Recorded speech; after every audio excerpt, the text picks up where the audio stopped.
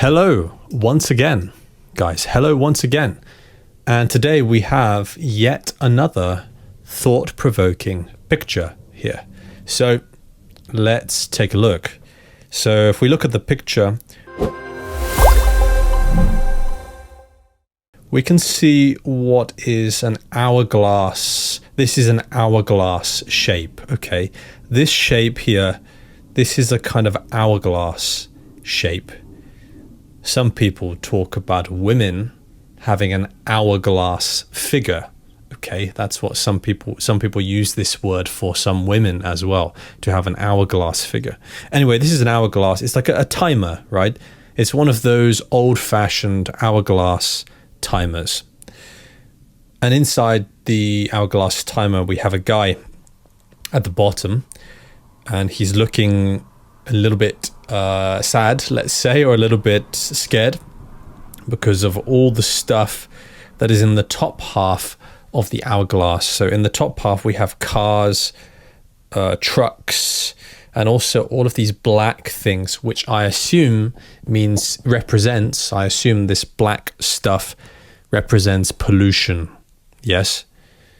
So what's the message of this picture? What's the artist of this picture trying to convey to us?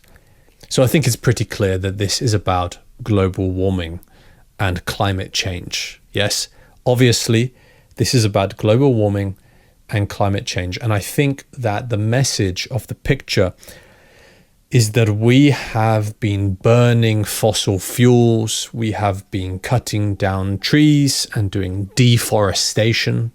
Yes, we've been doing lots of things that will negatively impact the environment.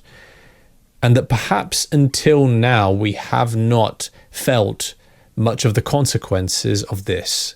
Like until now, we have not really felt the consequences of the damage that we are doing, that we have done to the environment. But this picture is really suggesting to us that actually time is running out. Yes, time's running out, and we can see a little bit of this black pollution is starting to fall through onto the guy at the bottom. Now that is suggesting to us that we are beginning to feel the effects of this environmental pollution that we have caused over the last 100 years or so. So I think that's the main message of this picture, is that we have gotten away with it until now, right? All this burning fossil fuels, deforestation, polluting the oceans, right, with plastic. It's suggesting that we've gotten away with it until now. We've gotten away with it. We haven't really felt the effects of it until now. And maybe we are starting to gradually begin to feel some of the effects of this. And I think that I agree. I mean, the temperatures, now it could be my imagination. It could be my imagination, but it seems to me that the summers here in the UK are much warmer than they were like 10 years ago. For example, in 2022, we reached 40 degrees. That is 40 degrees in the UK is honestly unheard of, right? It's completely unheard of. I have never heard of a summer in the UK, which is a cold country, being 40 degrees. That is completely unheard of. Like that has, it is the highest temperature on record, right? It's the highest on record. So to me, this seems unusual to reach 40 degrees in a cold country like the UK. But there are two schools of thought here, right? There are two schools of thought. One school of thought thinks that we are basically doomed, right?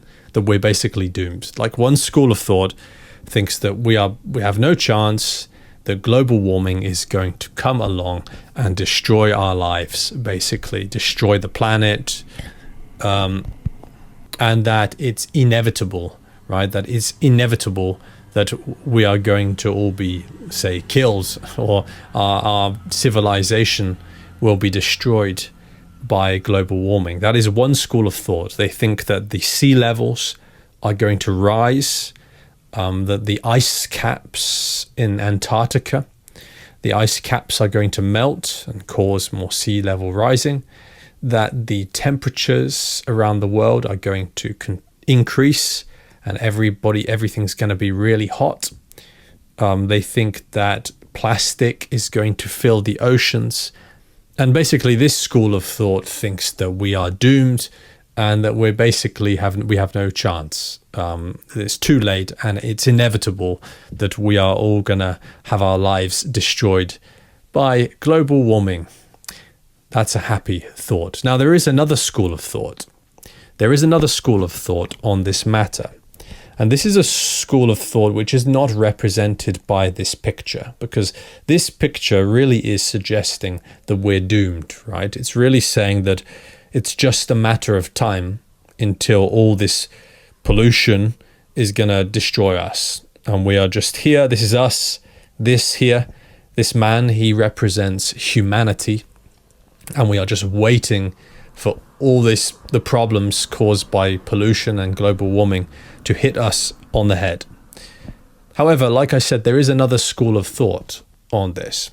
And that is that we may be able to actually adapt to these problems. Now, this is an interesting school of thought. It basically says that yes, global warming is a big problem. There will be many issues. The temperatures will rise. The ice caps will melt. The sea levels will rise. There will be more plastic in the oceans and things like that. That said, right, we will be able to adapt to these new situations. So what I mean is, people think, okay, the sea levels are going to rise, and everybody who lives near the sea, everybody who lives on the coast is just going to stand there for 20 years while the sea gradually rises and they all just drown. No, obviously that's not going to happen. People are going to adapt. If the sea levels rise, people will obviously move away from the coast, right? That is what I mean by adaptation, by adapting to the situations. Maybe the temperatures do increase and it gets very hot, but of course we do have technologies, air conditioning and other such technologies to help to adapt to this situation. Other people do talk about carbon capture technologies. I don't know exactly how this works, but apparently there are technologies that can basically capture the carbon or the carbon dioxide from the atmosphere to stop it causing pollution, to stop it causing global warming. So this is the other school of thought. The other school of thought says that, yes, global warming is a big problem. Climate change will happen. That said, we can adapt. We can handle it. We have our technology and that we can survive through this problem. Now, of course, there is a third school of thought. There's a third school of thought which basically says global warming is a myth. It doesn't exist. And it's a big lie made up by the government. Who knows? Who knows? Maybe that's true as well. Who knows? But anyway, those are the two main schools of thought on this issue. And really, the image here is really suggesting that there's nothing we can do, and that it's only a matter of time until all the problems caused by burning fossil fuels come to hit us on the head. However, I'm not sure. I think that other people would disagree with this image, and they might say that we are not just going to stand here like this man in the picture. We're not all just going to stand here and have all these problems hit us metaphorically hit us on the head. No, we are going to move out the way. We are going to build a shelter. We are going to adapt to these problems caused by global warming. So anyway, this is a very thought-provoking picture of this hourglass here, this hourglass timer. What do you think? Do you agree with this picture here, or which school of thought do you agree with? Do you agree with the first school of thought, which says that we're doomed and we have no chance, or do you agree with the second school of thought that says that we will be able to survive and adapt to these problems caused by global warming? Just let me know in the comments if you want.